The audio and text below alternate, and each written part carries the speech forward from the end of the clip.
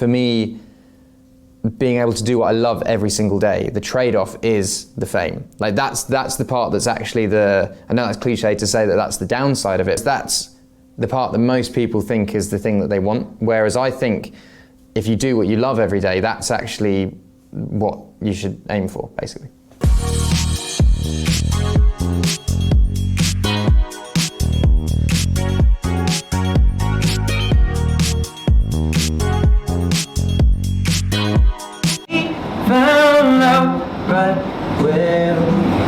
I always wanted to play music. I always knew I could make a living doing music. I don't think it was I want to be successful. I think it was I want to get by. I know I can play a guitar at a wedding once a week and be able to sort of pay rent.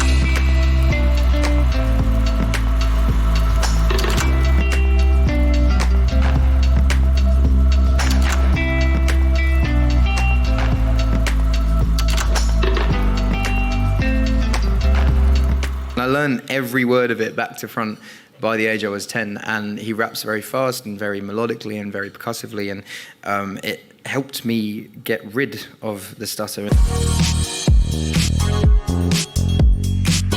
My relationship with music growing up was, I think, just obsessive. I was obsessed. It was the only thing I cared about, the only thing I did, the only thing I listened to, the only thing I talked about. I did not care about school. I did not care about grades.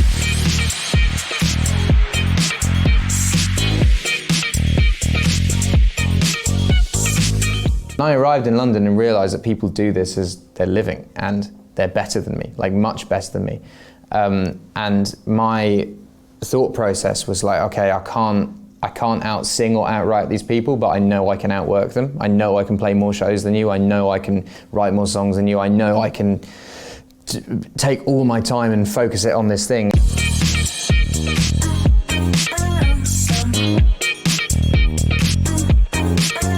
I knew a lot of the promoters at the open mic nights. I knew a lot of the singer-songwriters from the open mic nights. There was a lot of fans that would come to gig after gig. One of my best friends now, Daryl, was this American fan who just came to a lot of my gigs, and one day I was like, can I crash? And he was like, sure. Like, you're not gonna say to a 17-year-old kid, no, you can't have a place to stay. So I was very lucky in the sense of people giving me sofas and spare rooms every now and then. It's not a homeless life for me, it's just a homeless and I'd like to be.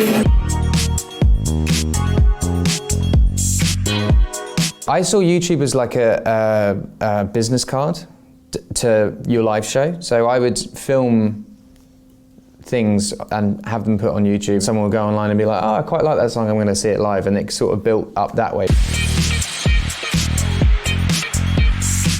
I was selling CDs at this point, and I'd literally just kept cash in my bag. It was just CDs and cash from gigs. So I counted the cash, I had enough money to buy a ticket. I bought a ticket.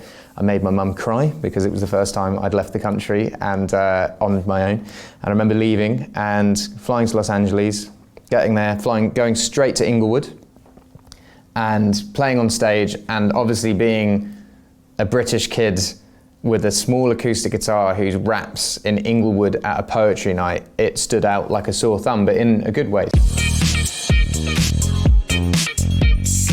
And one of the nights was this place called the Foxhole, which is Jamie Foxx's club. Jamie Foxx's manager was there and said, we liked your performance, we're going to get you on Jamie's radio show. So I went to do Jamie's radio show, and he said, really liked it, come to my house and use my studio. Went to his house, lived there for a bit.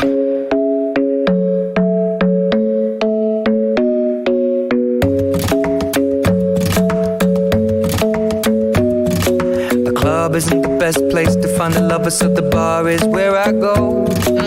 Me and my friends sat at the table doing shots, tripping fast, and then we talk slow. And you come over and start up a conversation with just me, and trust me, I'll give it. Darling, come on, set the tone. If you feel me falling, won't you let me know?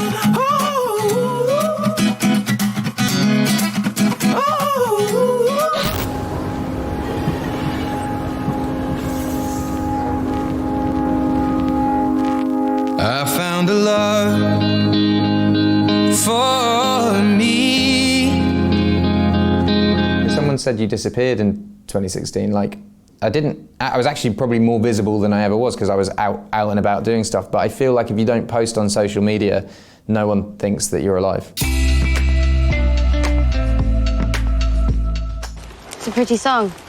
I've never heard it before. It's a new one. I was a big fan of Game of Thrones, but I spent ages trying to get mates into it. I would literally invite friends around my house to watch the entirety of season 1 with them, to be like, you will like this. And then obviously it became this thing. Oh, that makes me sound so like, I liked it before it was cool. Well, baby, we found love right where we are, and we found love. Yeah, she was the year below me. All the girls in my year always just dated guys from the year above, and that was just how it worked. Even though like there's like a year's difference, it's just like, oh my God, he's a year older.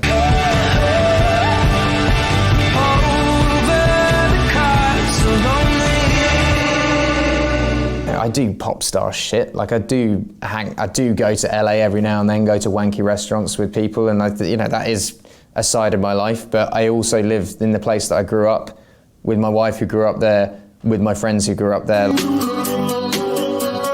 Falling over everything to reach the first time. My bad habits lead to late nights, sitting alone, conversations with a stranger I barely know. It's very important for me to write my own songs because I think as an artist, music is obviously expression of self. I write songs because they make me feel better.